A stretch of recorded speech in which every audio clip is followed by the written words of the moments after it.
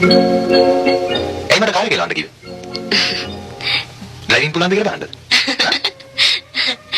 හොඳට මූණ බලන්න. මොන හොඳද? කටකුණකින් ඉනායනකොට පොඩ්ඩ හොඳයි. මේ පාරදී ආවයි යන්නේ.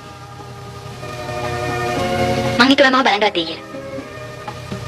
ඔයාට මාමද කොහොමද?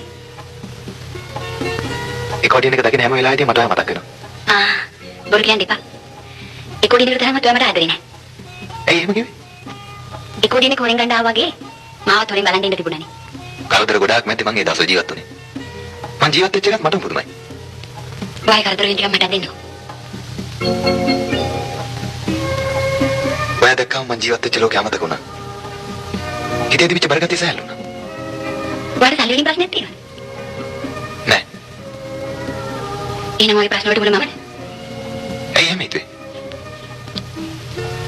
වෙන කෙනෙක් එහෙම ඉන්නවනම්? එහෙම ඉන්නවනම් මං ඔයත් එක්ක මෙහෙම ඉන්නේ නෑනේ.